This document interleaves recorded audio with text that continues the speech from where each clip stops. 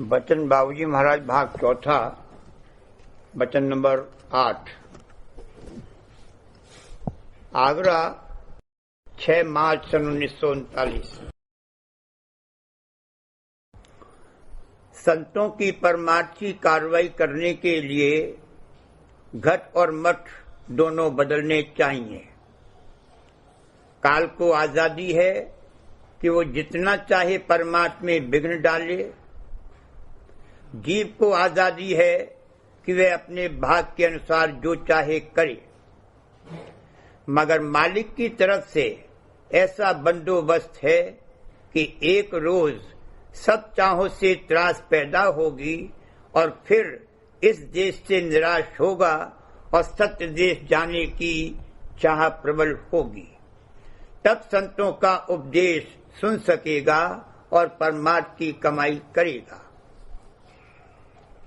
संतों के परमार्थ की कार्रवाई बनने के लिए अंतर और बाहर दोनों में तब्दीली आनी चाहिए, यानी घट और मठ दोनों बदलने चाहिए। यह रचना काल की रची हुई है और वही यहाँ राज कर रहा है और जीव उसकी हुकूमत में है।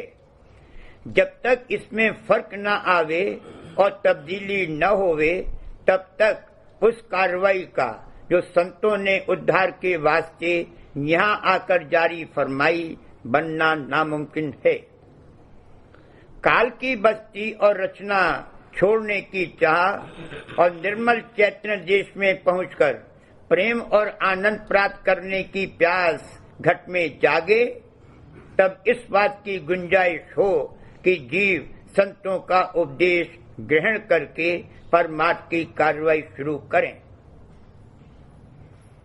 काल को आजादी और छूट दे दी गई है कि वो पेट भर जीवों को सत्य देश में जाने से रोके और कोई दाकिका बाकी न छोड़े।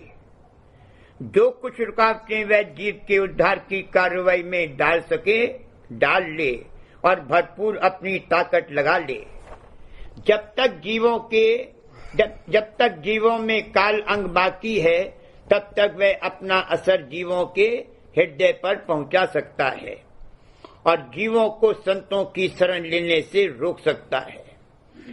जब जीवों के घट में और मठ में ऐसी तब्दीली हो जाए कि वह असर कम होने लगे या वह अपना असर ही उन पर न पहुंचा सके, तब जीव संतों की शरण कबूल करके अपने उद्धार की कार्रवाई उनकी दया से शुरू करेंगे। जैसे काल को आजादी है, उसी तरह अलग अलग जीवों को भी अपनी कर्तृत्व कार्रवाई की आजादी है। अपने भाग्य और कर्मानुसार सामान उनको मुहैया होगा और उसमें वे जो चाहे सो करें। भाग्य से मतलब ये है कि जैसे अंतःकरण के घाट पर बैठा है तो ऊपर के घाट की कार्रवाई नहीं कर सकता है। इस घाट पर जो कुछ सामान उसको कर्मानुसार कुदरत के कायदे से मिले, उसको जैसे चाहे इस्तेमाल करे और अपनी चाह और ख्वाहिश को पूरा करे। इसमें कोई दबाव या जबरदस्ती नहीं की जाती। जो ताकत जहाँ पैदा हो गई है वह अपना काम जरूर करेगी और उसको जबरदस्ती रोकना या दबाना नुकसानदेह होगा। जब तक खुद किसी काम के लिए राजी न हो और न चाहे, तब तक दबाव से किसी काम के करने का नतीजा पायदार नहीं हो सकता। अगर दबाव डालकर कोई काम करा भी लिया जाए तो जब मौका आवेगा वह दबी हुई चाह या शक्ति उभरेगी और अपनी कार्रवाई करावेगी।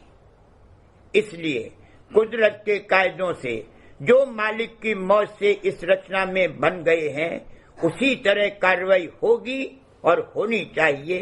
यानी काल को पूरी छूट दे दी गई है कि वह जीव यानी सूरत को अपनी बस्ती और रचना में फंसाए रखने की खूब कोशिश करे और जीव को भी पूरी छूट है कि जो उसकी चाह हो उसको पूरा करे। अगर अभी परमार्थ की चाह नहीं पैदा हुई है तो मालिक भी नहीं छेड़ता। ये आजादी और छूट काल और जीवों को देकर वे बेलगाम नहीं छोड़ दिए गए हैं। अंतर में गुप्त रूप में मौज प्रेरक है। आखिर में सबका नतीजा मौज से यही निकलेगा कि जो चाह काल और माया के देश की जीव में बसी हुई है वो यहाँ बच कर और कार्रवाई करके खारिज हो और सूरत की असली आस और प्यास जागे और वह सत्य देश को लौटे। जो चाह होगी वही काम करेगा और उसी में कामयाबी हासिल होगी। दूसरा काम न कर सकता है और न उसमें कामयाबी ही हासिल होगी। अगर इसको ये चाह हो कि मैं बादशाह बनूं तो जरूर बन सकता है, बशर्ते कि वह चाह प्रबल और पुष्ट हो। चाहे जाहिर में कुछ सामान उस चाह को पूरा करने का न हो, लेकिन अगर वह पुष्ट हो गई है तो आप से आप वह सामान पैदा हो जाएगा। उस चाह को पूरा करने वाली ताकत का जो देवता और धनी है उसकी वह अंतर में गुप्त उपासना कर रहा है। अलबत्ता अगर उस देवता या धनी से अंतर में सिलसिला नहीं जुड़ा है या टूट गया है तो वह चाह पूरी नहीं हो सकती। हजारों मिसालें दुनिया में देखने में आती हैं। जो शख्स ज्वारियों की चिल में भरा करता था और जिसमें उस वक्त कुछ अकल और समझ बूझ नहीं थी, उसी ने बाद में इस चालाकी और होशियारी से हुकूमत की कि दुनिया उसका लोहा मानती थी। कहने का मुद्दा यह है कि अगर परमार्थ की चाह भी इसी तरह प्रबल और पुष्ट हो तो परमार्थ बन सकता है और फिर काल व माया की कुछ पेश नहीं जा सकती। जैसे ऊसर जमीन में बीज नहीं लग सकता, उसी तरह से सत्य देश को लौटने की चाह भी हर एक के घट में नहीं पैदा हो सकती। जिसके अंतर में सत्य देश के धनी सत्य पुरुष राधा स्वामी की अंश मौजूद है, उसमें वहां का बीजा डाला जा सकता है, यानी सत्य देश में लौटकर जाने की चाह पैदा हो सकती है।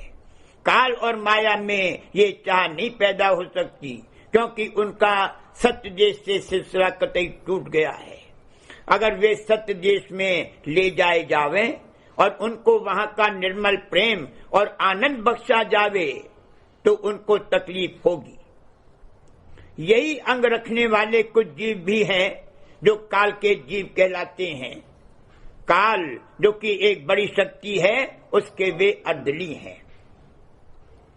असल में केवल एक चैतन्य है, उसी की कमी और बेशी के सब रूप हैं।